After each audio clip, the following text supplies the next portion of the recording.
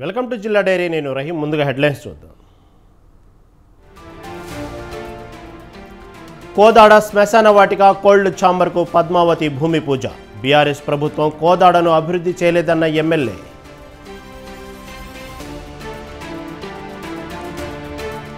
అవనిగడ్డ గాంధీ క్షేత్రంలో మండలి జయంతి వేడుకలు. సతీష్ రెడ్డికి మండలి స్మారక తెలుగు వైభవ పురస్కారం.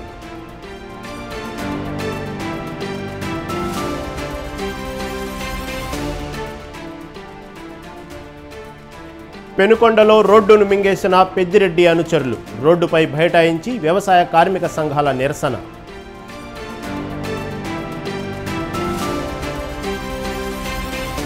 వేములవాడ రాజన్న ఆలయంలో కాంగ్రెస్ నేతల మొక్కులు. గుడి అభివృద్ధికి 50 కోట్లు కేటాయించిన రాష్ట్ర ప్రభుత్వం.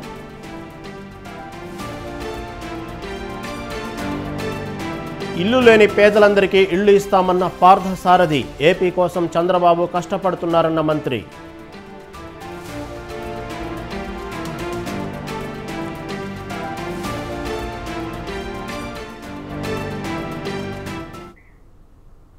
రైట్గా డీటెయిల్స్ చూస్తే, స్నేహితుల దినోత్సవం సందర్భంగా మిత్రులందరికీ మంత్రి పొన్నం ప్రభాకర్ శుభాకాంక్షలు తెలిపారు. రాష్ట్ర ప్రభుత్వం స్వచ్ఛదనం పచ్చదనం పేరుతో ఈ నెల 5 నుండి 9 వరకు పల్లెలు పట్టణాలలో పరిశుభ్రత కోసం మొక్కలు పెంచే కార్యక్రమం నిర్వహిస్తుందన్నారు.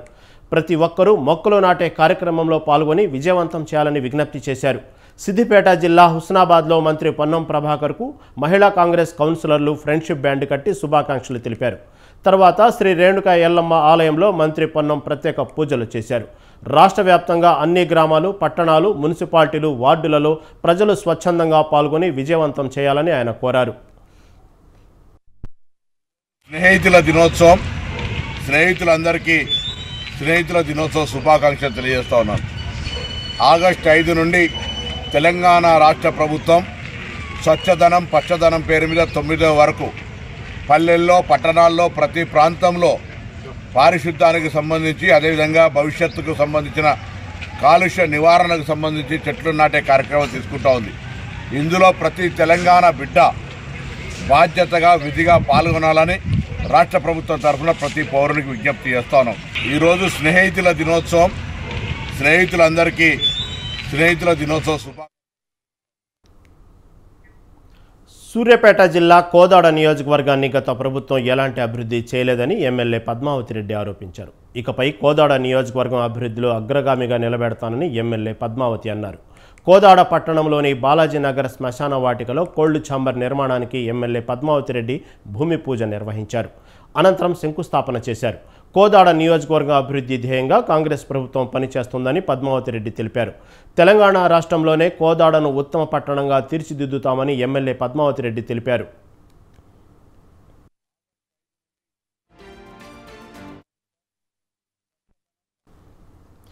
ఏపీలో ఇల్లు లేని పేదలందరికీ ఇళ్లు ఇవ్వాలని, జర్నలిస్టులు మధ్యతరగతి వారికి తక్కువ ధరకే ఇళ్లు ఇవ్వాలని కూటమి ప్రభుత్వం భావిస్తుందని మంత్రి పార్థసారథి అన్నారు. రాష్ట్రాన్ని కాపాడాలని కష్టపడుతున్న ముఖ్యమంత్రికి దైవ సహాయం కూడా ఉండాలని శ్రీ వెంకటేశ్వర స్వామిని ప్రార్థించానన్నారు. సంవత్సరంలోపు లబ్ధిదారులకు ఇళ్లు పంపిణీ చేయాలనే లక్ష్యంతో సీఎం చంద్రబాబు పనిచేస్తున్నారని మంత్రి పార్థసారథి తెలిపారు. తిరుమల శ్రీవారిని నైవేద్య విరామ సమయంలో మంత్రి కొలుసు పార్థసారథి దర్శించుకున్నారు. దర్శనం అనంతరం మంత్రి పార్థసారథికి వేద పండితులు వేదాశీర్వాదనం చేశారు. టీటీడీ అధికారులు తీర్థ ప్రసాదాలు అందజేశారు.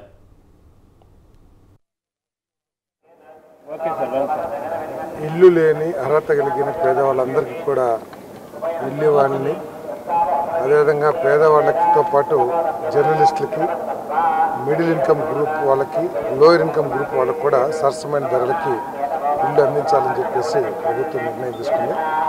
మరి ఈ రాష్ట్ర అభివృద్ధి కోసం, రాష్ట్ర సమస్యల నుంచి ఈ రాష్ట్రాన్ని కాపాడాలనే కష్టపడుతున్న ముఖ్యమంత్రి గారు, ఉప ముఖ్యమంత్రి గారు, లోకేష్ గారు, వీరికి తోడు దైవశక్తి కూడా తోడివారని, ఆ ఏడుకొండవాడు సహకారిగా ఉండాలని ఏడుకొండవాడిని ముఖ్యమంత్రి.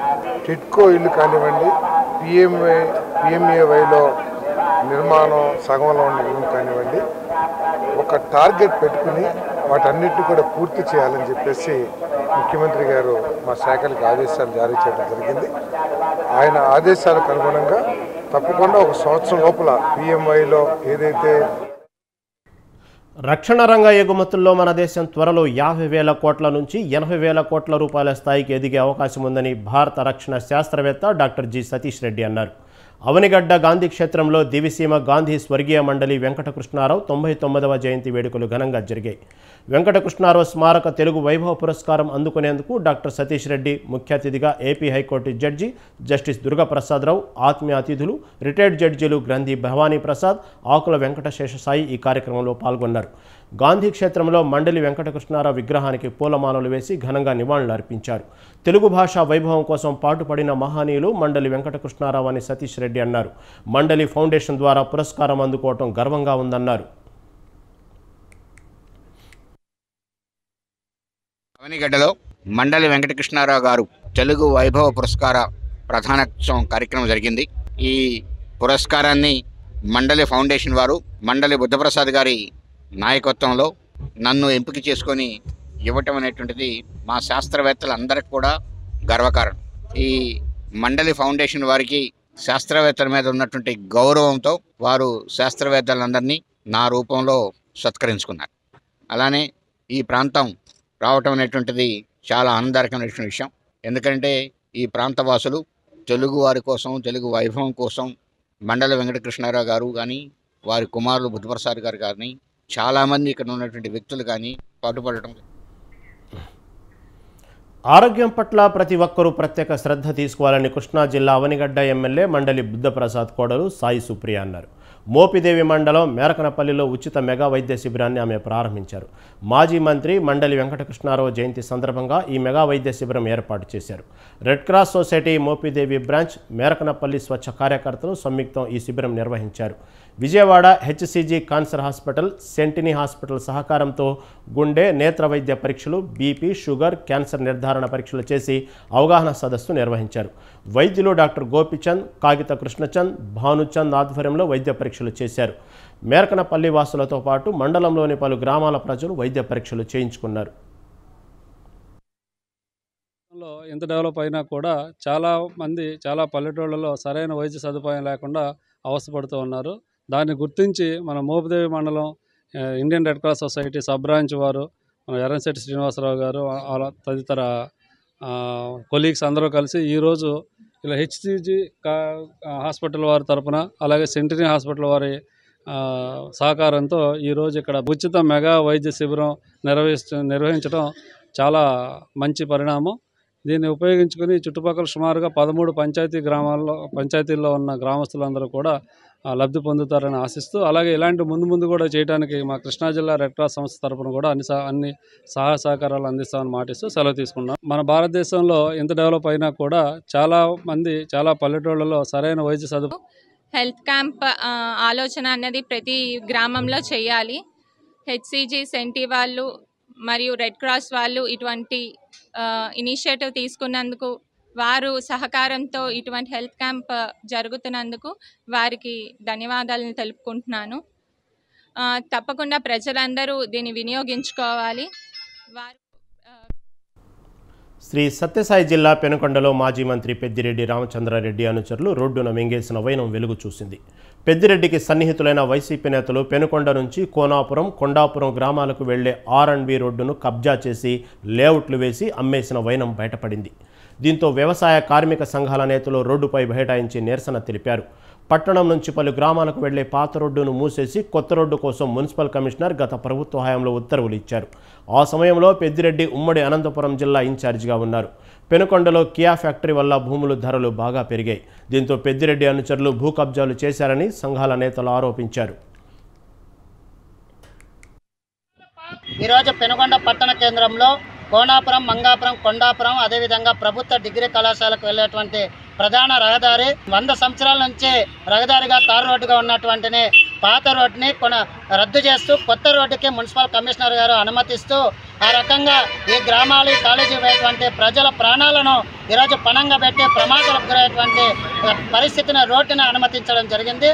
ఈరోజు పెనుగొండ పట్టణంలో కియా వచ్చినప్పటి నుంచి అందరికీ తెలిసిన విషయమే. స్థలాలు అయితేనేమి, భూములు అయితేనేమి కోట్ల రూపాయలు విలువ చేస్తున్నాయనే సందర్భంలో ఈరోజు ప్రతిపక్ష పార్టీ అయినటువంటి వైఎస్ఆర్ కాంగ్రెస్ పార్టీకి సంబంధించిన కొంతమంది లీడర్లు అక్రమంగా అన్యాయంగా గ్రామ పంచాయతీకి సంబంధించిన రోడ్డు కోనాపురము మంగాపురము దీని కొండాపురము గ్రామాలకు పోయే రోడ్డుని అక్రమంగా ఆక్రమించుకొని ఈరోజు విశాఖపట్నంలోని కంచరపాలెం ఎంసీహెచ్ స్కూల్ 1985-86 బ్యాచ్ మిత్రులు ఫ్రెండ్షిప్ డే జరుపుకున్నారు. స్నేహమే జీవితం, స్నేహమే శాశ్వతం అనే స్లోగంతో అత్యుత్సాహంతో స్నేహితుల దినోత్సవం జరుపుకున్నారు. వివిధ రంగాల్లో వివిధ సంస్థలలో ఉద్యోగాలు చేస్తున్న తాము స్నేహితుల కోసం టైం కేటాయిస్తున్నామని కేశవరావు, శ్యామల, దేవరాజు, సూర్యప్రకాష్, త్రినాథ్, ఎస్కే రత్నం తెలిపారు. తామంతా ప్రతి ఒక్కరి పుట్టినరోజు వేడుకలు నిర్వహిస్తున్నట్లు చెప్పారు. ఎవరికి ఎలాంటి సమస్య వచ్చినా ఒకరికొకరు సహాయం చేసుకుంటామన్నారు. చిన్ననాటి స్నేహితులందరం కలిసి స్నేహితుల దినోత్సవం జరుపుకోవడం ఆనందంగా ఉందని చెప్పారు. ప్రతి ఒక్కరూ స్నేహభావం కలిగి ఉండాలని వారు తెలిపారు.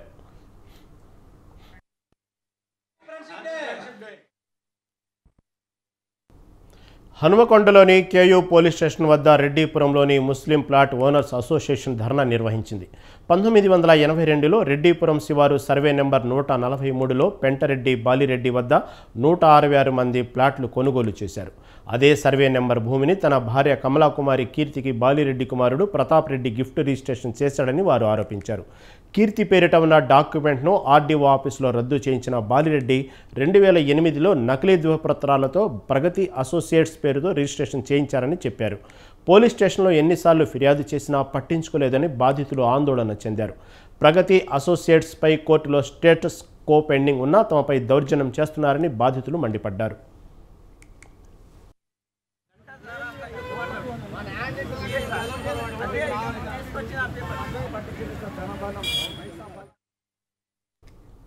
వేములవాడ రాజన్న ఆలయానికి రాష్ట్ర ప్రభుత్వం 50 కోట్లు కేటాయించడంతో పట్టణ కాంగ్రెస్ తరపున నాయకులు 50 కోడెలతో మొక్కులు తీర్చుకున్నారు.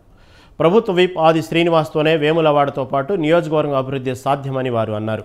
గత పాలకుల నిర్లక్ష్యంతో వెనక్కి వెళ్లిన 20 కోట్లను సీఎం రేవంత్ రెడ్డి అధ్యక్షతన వీటీడీఏ సమావేశం ఏర్పాటు చేసి తిరిగి తెప్పించిన ఘనత ఆది శ్రీనివాస్కి దక్కుతుందన్నారు. వేములవాడ రాజన్న ఆలయం అభివృద్ధికి అసెంబ్లీలో బడ్జెట్లో నిధులు కేటాయించడంపై పట్టణ కాంగ్రెస్ నేతలు హర్షం వ్యక్తం చేశారు. CM Revanth Reddy, deputy CM Bhatti Vikramarka, మంత్రులు దుద్దిళ్ల శ్రీధర్ బాబు, పొన్నం ప్రభాకర్కి ప్రత్యేకంగా ధన్యవాదాలు తెలిపారు. భాగంగా మన వీటీడీఏ దేవస్థానానికి 50 కోట్ల నిధులు మంజూరు చేయడం జరిగింది. అదే విధంగా ఇలా 50 కోట్లు మంజూరు చేసినందుకు 50 కోడలు కట్టేయడం జరిగింది. ఆ రాజస్థాన్ని ఎప్పుడు వెళ్ళవెళ్ళ కోరుకుంటున్నాము. మళ్ళా 50 కోట్లు చేస్తే మళ్ళా 50 కోట్లు కట్టేస్తామని మేము కాంగ్రెస్ తరఫున అందరం కోరుకుంటున్నాము. అదే విధంగా మొన్న వాళ్ళు దిష్టి బొమ్మ తగలబెట్టినటువంటి వాళ్ళు ఇలా మేము 50 కోట్లు తెచ్చినందుకు వాళ్ళు మళ్ళా మా రేవంత్ రెడ్డి గారికి పాలాభిషేకం చేయాలని వాళ్ళకు హెచ్చరిస్తున్నాము. అదేవిధంగా మాకు ఈ బడ్జెట్ సమావేశాల్లో మాకు అదపరిచినటువంటి మన భట్టి విక్రమార్క గారికి, శ్రీధర్బాబు గారికి, మన పొన్నం ప్రభాకర్ గారికి. కామారెడ్డి వ్యాపార వాణిజ్య కేంద్రంగా గుర్తింపు పొందింది. ఫార్మా, కిరాణా, బంగారం, దుస్తులు ఇలా ఆయా రంగాల్లో కామారెడ్డి వ్యాపారులు రాష్ట్రంలోనే గుర్తింపు పొందారు. చుట్టుపక్కల జిల్లాల వారు సైతం కామారెడ్డి వచ్చి రీటైల్, హోల్సేల్ వ్యాపారాలు సాగిస్తుంటారు. ఒకప్పుడు బెల్లం వ్యాపారానికి పెట్టింది పేరుగా ఉన్న కామారెడ్డి బెల్లం తయారీపై ఆంక్షల ఫలితంగా మూలకు చేరింది. వ్యాపారులంతా ఒకే కులం అనే విధానంతో మేము వెళ్తున్నాము. ఎందుకంటే ఈరోజు ఏవైతే కార్పొరేట్ సంస్థలు ఉన్నాయో అవి చాలా ఇబ్బంది చేస్తున్నాయి మనకు. ఏవైతే ఆన్లైన్ ఉన్నాయో అవన్నీ బిజినెస్లు. ఎందుకు అంటే మనం ఏదైతే ఈరోజు వ్యాపారం చేసుకుంటున్నామో మన దగ్గర వ్యాపారం డబ్బులు మన దగ్గర ఉంటాయనుకో రేపటి రోజు మనం కూడా దాని గురించి మంచి చేసుకోవచ్చు. మన వ్యాపారం ఇక్కడనే అభివృద్ధి జరుగుతుంది. ఈరోజు కానీ కార్పొరేట్ వ్యవస్థ పంపిస్తే డబ్బులు ఎక్కడ వెళ్తాయంటే అక్కడ వెళ్తుంటాయి. మన దగ్గర గేమ్ వాడుకోవడానికి లేదు. ఈరోజు కొన్ని వ్యవస్థలు బట్టలు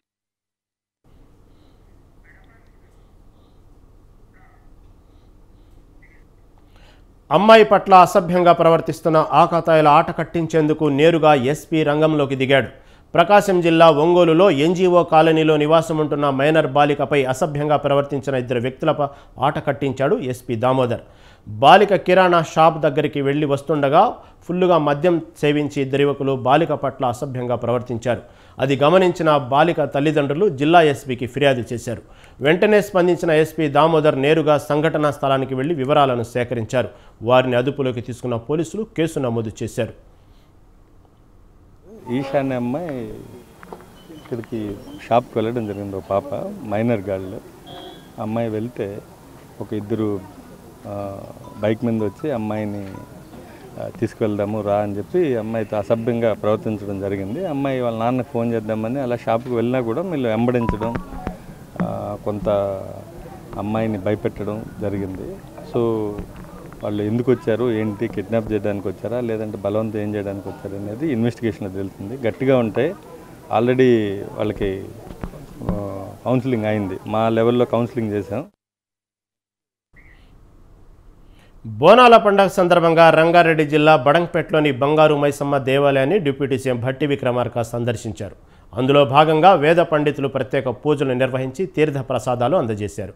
ఈ సందర్భంగా ఆలయం వద్దకు చేరుకున్న రైతులు డిప్యూటీ సీఎంకి వినతి పత్రాలు అందజేశారు. వినతి పత్రాలు తీసుకుని వారి సమస్యలను పరిష్కరిస్తామని హామీ ఇచ్చారు.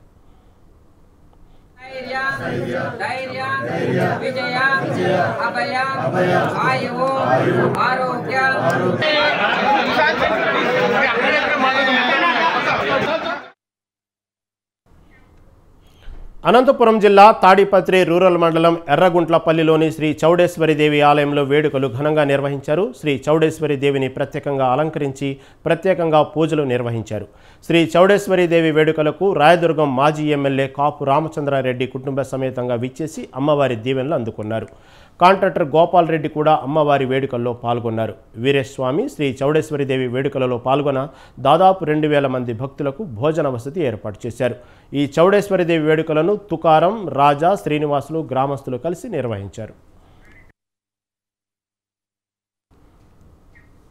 శ్రీ సత్యసాయి జిల్లా సోమదేంపల్లి మండలంలోని వెలిసిన చౌడేశ్వరిదేవి అమ్మవారి జయంతి సందర్భంగా బోనాల జాతర నిర్వహించారు. తెలంగాణలో మాదిరిగానే ఆంధ్రప్రదేశ్లోని సోమందేపల్లిలో చౌడేశ్వరిదేవి అమ్మవారికి బోనాల జాతర మొట్టమొదటిసారిగా నిర్వహిస్తున్నామని ఆలయ కమిటీ సభ్యులు అన్నారు. బోనాల జాతరకు ఇతర రాష్ట్రాల నుంచి పెద్ద ఎత్తున భక్తులు తరలివచ్చి తిలకించారు. చౌడేశ్వరిదేవి అమ్మవారి జయంతి సందర్భంగా అమ్మవారికి అభిషేకాలు, ప్రత్యేక పూజలు నిర్వహించారు. గ్రామ వీధుల్లో ఊరేగుతూ అమ్మవారికి బోనం సమర్పించారు.